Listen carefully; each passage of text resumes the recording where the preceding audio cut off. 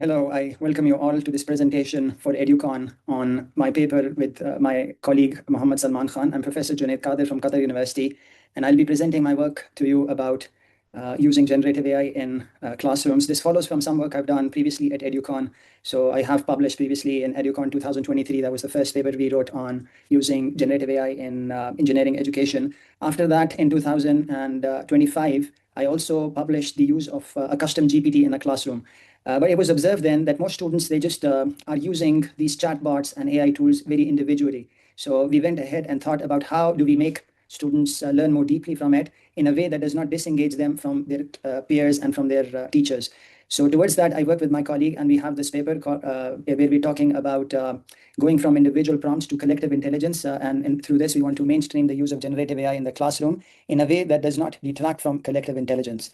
So this matters because the typical way generative AI is used in education actually does suffer from some problems. So some people have established that they are over relying on generative AI to outsource their learning, and because of that, there is a cognitive debt that is emerging, due to which the students, they can perform in a certain way. Right now, they can get certain outputs, but without going through the effort that is needed for learning. And because of that, according to this study that was done and is cited in our paper, students, they might be able to show good performance, but after a while, they will show poorer recall. And in fact, they will be making more errors because in a way, you have to engage and struggle with the content and go through a deliberate process to actually have that thing settle in your mind. So in a sense, there is also research on it which shows that some difficulty is desirable. So if you make it too easy for you, if it's ease today, it may be borrowed from the stable, durable learning we hope to endure through this education and have it remain with us so that we can use it and transfer to new settings. The second crisis is the social learning crisis, due to which people are just relying on their individual AI companions, and it is in a way disrupting the natural way education is done. It is disengaging people from engaging with their peers, and it is disengaging them and even disincentivizing them to benefit from their teachers. So in that sense, it detracts learners from the socially situated learning process, and through this, it makes their learning more artificial and less powerful. The third gap is the equity gap, which is the idea that not everyone has access to the latest tools. And because of that, there will be this inequality between people who have access to AI and who know how to use AI and those who do not have this privilege. And over time, because education and universities and society works through various dynamic feedback loops, it often works in this way that the people who are already ahead, they stand to go even further ahead, the rich gets richer effect. So this is another crisis that is emerging, that AI, if not used carefully and deliberately, it can actually accentuate inequalities. So what we are proposing in this work is the idea that we can use AI in a more productive way by trying to use AI to empower people and to empower collective intelligence, because most of the problems we are dealing with, they are complex problems and they require us to engage in collective action, in collective thinking. So we need to combine generative AI with the idea of collective intelligence. So that is where our GCI framework comes into the fray. This has been proposed by other people. There was a recent paper by a few very prominent researchers. What we are doing in this work is that we are taking this framework of using generative AI plus collective intelligence, what we call GCI, and we are trying to see how can we integrate it into the engineering education setup. So instead of students engaging in private queries, instant answers, isolated learning, often with cognitive debt emerging, or signs of that due to excessive outsourcing, they want to have people engage more actively together so that they are engaging in the social process. And through this, they can learn from their peers and also their mentors and seniors to not only get the intellectual nuggets that you can have through an exchange with a chatbot, but also the ideas that emerge through interaction in an embodied setting, in a social environment where you are observing experts, and you can learn a lot there, things that AI currently is not sufficiently advanced to emulate, or may not even be able to emulate fully even in the future. There might be some in principle roadblocks, and so we want to not shut off those human elements, and we want to have the best of both worlds. So for that, we propose combining generative AI with a very human social process that is emphasized in collective intelligence. So there are various theoretical routes for this. So that is described more fully in the paper, but very briefly, we know that social learning is how learning emerges in people. We need to have a dialogic process. We need scaffolded practice. We need to work with people. We need to observe. And this is how typically we learn. There's also a lot of work on embodied cognition, which emphasizes that knowledge and engineering, it's not just ideas that you can get through an information-based interface with an exchange with a chatbot. It actually involves an authentic, messy problem-solving approach, which AI cannot fully replicate. So you need to engage in action. You need to grapple with problems. You need to take the fast process that you have with AI for getting information, but you also need to engage in the slow process of making sense of problems, of working with people, of asking questions. Because if you rely prematurely on AI, you actually shortcut or bypass the learning process, which is necessary to grow over time. So for our work, we are relying on some thinking routines that have been proposed by the Harvard Project Zero project. They have a framework called Making Thinking Visible, which are routines that have been established by educators over a long time to externalize reasoning, to invite collaboration, and through this to enable a collective intelligence environment. So based on this, we came up with this idea of implementing this in our two subjects. So we tried this out in two subjects. One of it was taught by me, which was the DataCom and Computer Networks course. There was another course which was more about maths and analysis, which was the Signals and Systems course that was taught by my colleague. Overall, we had 140 undergraduate students, and we were able to dedicate 2 lectures to this, so 2 50-minute sessions, and we adopted an identical pedagogical structure. The way we designed it was to encourage human reasoning first, so that we do not directly go to AI, because we think that it is better to actually have the humans deliberate on the process to activate their minds, and in a way to go through a process where they are grappling with the question, they are imagining what possible answers are. This actually aligns with some of the guidelines we already have available in the literature, and with some of the AI guidelines. So some research tells us that premature reliance on AI actually leads to suboptimal performance. So we are going to use AI at 2 defined checkpoints, and after that we will end up with a collective synthesis process. So the 2 thinking routines we settled on, there are many thinking routines, and we could have tried many different things, but we decided just to sample 2 thinking routines, also because the purpose was to really try out some collective intelligence exercise along with generative AI within the classrooms. So we found the 2 thinking routines described on the slide to be the most suitable. The first one, engage students in generating questions. So they were dealing in my course on things related to ethics of networking, fairness, and questions related to that. So we gave them a lecture before, but then we involved them in thinking about issues related to equity, representation, fairness, justice on the internet, because this course was about the internet. We tried a different approach because the subject matter of the other course was different, but the general idea was we asked the students to come up with various kinds of questions. Some of them were clarifying questions, some of them were deeper questions. So we gave them some guidelines that you can think about these issues at various levels, and we would like you to not only come up with simplistic descriptive type questions, but also come up with generative questions which can lead you to explore and understand the concept in a deeper fashion.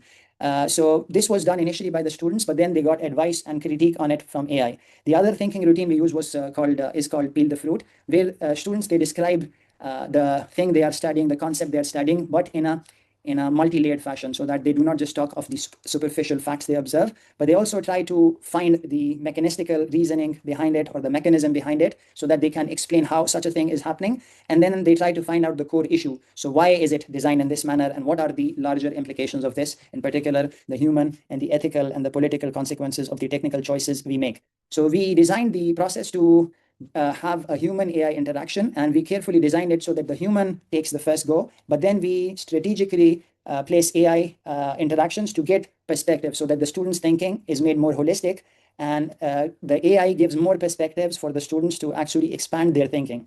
So based on this, we got some initial results. So in terms of the learning preferences, we told our students the benefit of using AI, the benefit of not sometimes using AI, and the need for collective intelligence, and the need to talk to each other, to learn from the perspectives of other students. So we see on the slide some results that we have. So we have 2 sections. One of the section, even just in 2 sessions, the 2 lectures we were able to dedicate, they actually started preferring the generative collective intelligence exercise, and they said that the best mix is group plus AI. But in another section, we observed that the students had a greater preference for individual AI usage, which in a way is easier. So because with AI, you can directly have the answers. It spares you the need to grapple and engage with a vexing topic which you do not know the exact answer to. So some people like that more. But this can be changed over time as well. And in fact, there are places where you might want to go to AI. There are places where you might want to go to group interaction. And we believe that the best is to find the right balance. And through this exercise, we hope the students got an exposure to the possibilities here.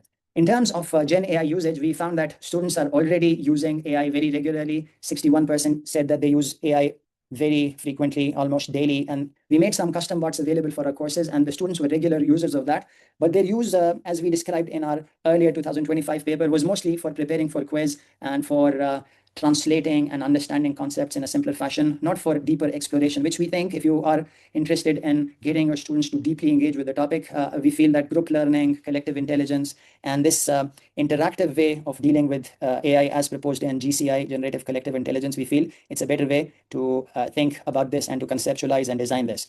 We also had another result. So you see here that the timing of AI consultation also affects learning.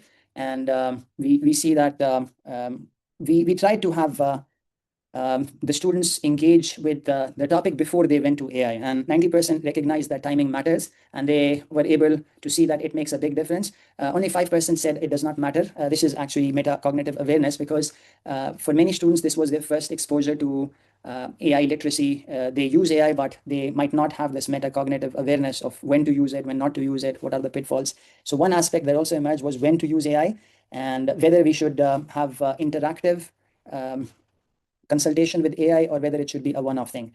In terms of effectiveness rating, one of the section rated the GCI configuration to be the best one, but the other one narrowly preferred a group discussion to a group with AI. So we think that this actually represents the diversity we will find. It also would matter what course you are studying. And AI typically performs well when there's a lot of data on it, and it is able to answer most questions correctly in technical courses. But in other courses, especially where you're dealing with humanistic issues or things that are very new, so the AI input might not be the most relevant. So this understanding becomes very important, because the students who are going to graduate would be expected to work with AI as soon as they graduate. So this kind of learning, we feel, is very important, and making it mainstream is going to help our students, because this technology will likely be there when they go out and they work in the field. We find that generally in the signals and systems course, the collective methods outperform individual AI, and there's a preference for it. But individual AI, it does appear it is more efficient in the sense that it often is able to solve your problem in lesser time, but even though that might not be best for your learning. We also observed that there was high engagement during thinking routines, much more than what we observed during lectures. And the questions the students were able to converge on were quite diverse. And through the peel the fruit, the students were able to progress to a nuanced understanding of power, ethics. So we'll show some feedback we got from our students. And we also found that AI consultations were very useful, because with this, the groups were able to debate and identify biases rather than just passively accept the answers they got. So we have some themes that emerge from the student voices. So the first theme is that many of our students agreed that human collaboration is irreplaceable. We should not be delegating authority and our agency to AI. They said something like this, that AI made us faster, but our discussions made us smarter. So that was a very key idea that the students were able to arrive at independently. They also agreed that collective human intelligence builds communication skills based on real life experience. They also recognize that AI sometimes give you a straight answer, but the meaning making often happens through group interactions by the to and fro discussions we have in groups. Another theme that emerged was many students, they reflected on how they have been over relying on AI, and how discussing this with their colleagues, they were able to see the limitations of this, and they sometimes resolve to using AI more strategically in the future.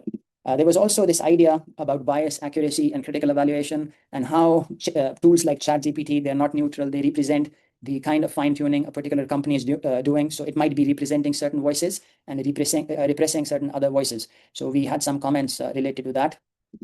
And there was this idea that the students emerged and actually figured out themselves that you have to be strategic in how you have this interaction. And they recognize that we should be using AI as support while having the group also engage in reasoning. This is important because these days AI is becoming increasingly powerful, but if we delegate our agency, we will lose our human capabilities, which requires from us that we regularly engage in creative thinking, in active thinking, in cognitive work for us to be active. So the key takeaways from this work is we offer these guidelines that AI should catalyze collective intelligence, not replace individual thought.